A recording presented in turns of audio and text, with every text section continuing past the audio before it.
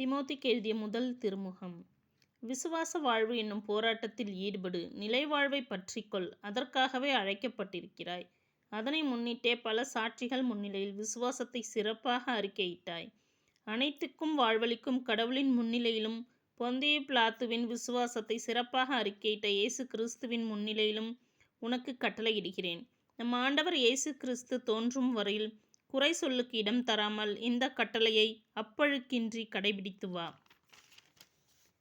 உரிய காலத்தில் பேரின்ப கடவுள் அவரை தோன்று செய்வார். கடவுள் ஒருவரே வேந்தர், அரசருக்கெல்லாம் அரசர், ஆண்டவருக்கெல்லாம் ஆண்டவர். அவர் ஒருவரே, சாவை அறியாதவர், அணுக முடியாத ஒளியில் வாழ்பவர். அவரை கண்டவர் எவரும் இலர், காணவும் முடியாது.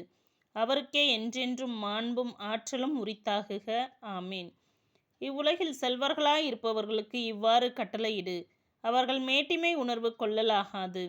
நிலையில்லா செல்வத்தில் நம்பிக்கை வைக்காமல் நம்முடைய இன்பத்திற்காகவே எல்லாவற்றையும் நிறைவாக அளிக்கும் கடவுளை மட்டுமே எதிர்நோக்கி இருக்க வேண்டும். அவர்கள் நல்லதை செய்து நற்செயல்கள் என்னும் செல்வத்தை சேர்ப்பார்களாக. தங்களுக்குள்ளதை தாராள மனதோடு பகிர்ந்தளிப்பார்களாக. இவ்வாறு அவர்கள் தங்களது வருங்காலத்திற்கென்று நல்லதோர் அடித்தளமாக இச்செல்வத்தை சேமித்து வைப்பதால் உண்மையான வாழ்வை அடைய முடியும். இறுதி பரிந்துரையும் எச்சரிக்கையும்.